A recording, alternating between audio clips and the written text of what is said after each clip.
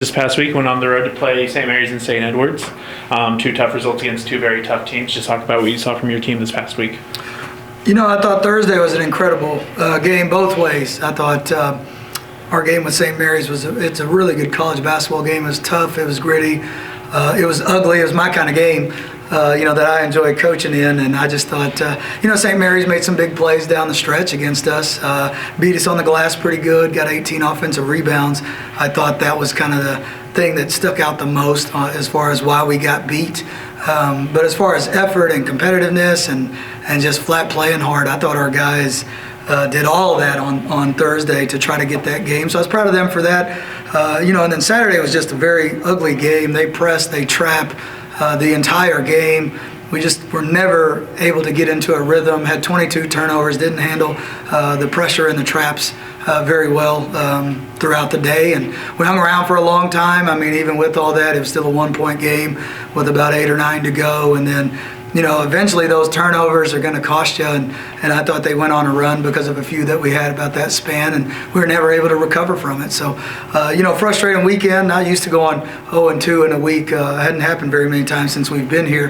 But we're right back to work. Our staff worked all weekend. We already watched the tape. We've already clipped it. Already got guys in, watching individual film, and we'll get back to work and try to fix it this week.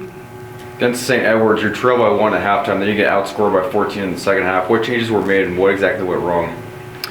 I don't think changes were made in any way. We had 12 turnovers at halftime. I thought we could have been up in the first half, but we just didn't do a good job of taking care of the ball.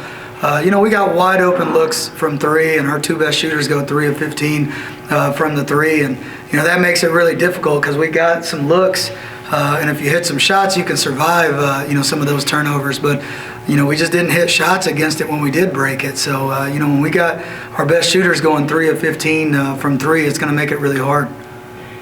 So what adjustments will you be making in your next 2-game homestand coming up soon?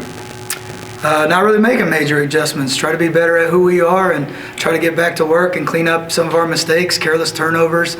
Try to rebound better, work on blockouts, things like that. But just try to be a better version of ourselves this week. And really, I say it every week, we got to just get back to work today on Monday and just try to fix ourselves first. And that's what I'm always going to say is, hey, how can we improve? And right now it's cleaning up turnovers, it's getting better, blocking out, trying to find some confidence offensively. We got great shots and we hit some really, really good passes to get guys good shots. We got to hit them, and I think those are going to fall. I'm a big believer if you take the right shots that they're going to fall. And so if our team will continue to find the right ones and take the right ones, I think it will fall eventually.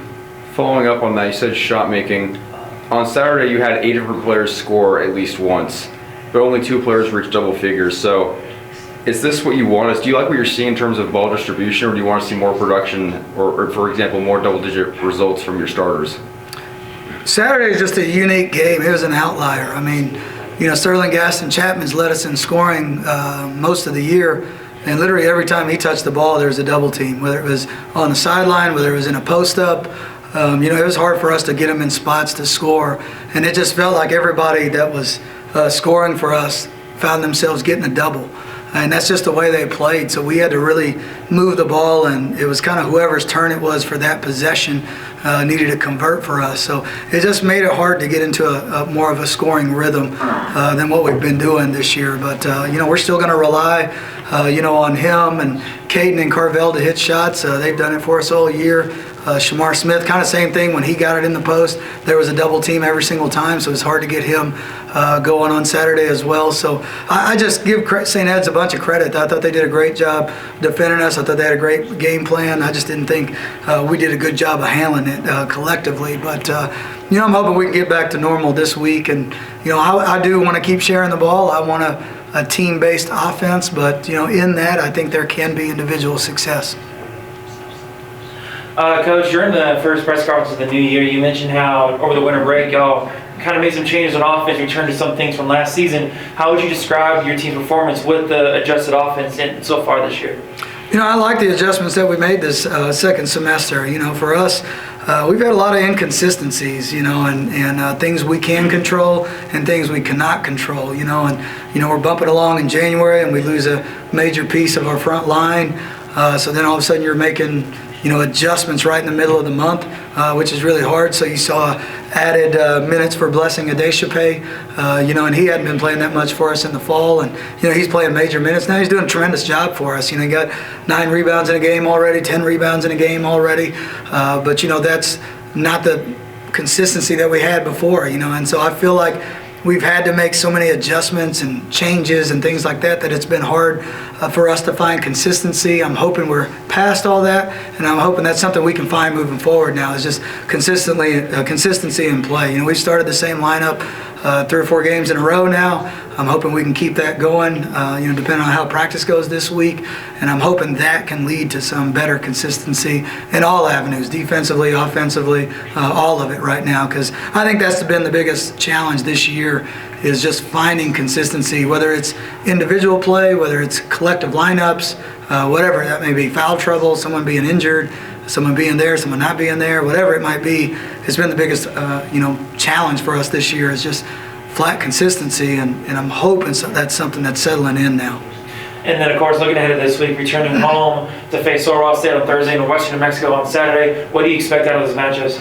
2 challenging games. Sul Ross has won 2 Thursdays in a row now. They beat Eastern New Mexico at Eastern New Mexico 2 Thursdays ago, and then last Thursday beat Texas A&M International.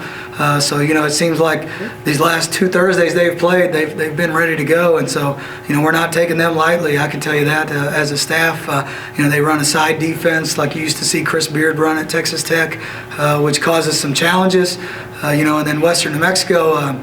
They've gone on the road and won some big games. They won at Lubbock already.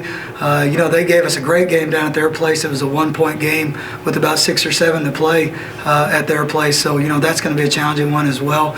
I'll go back to, hey, we're going to work on ourselves today, try to clean up some things our way. But, both teams got our full attention for this week. Thank you, Coach. Thank you, Coach. Thank you.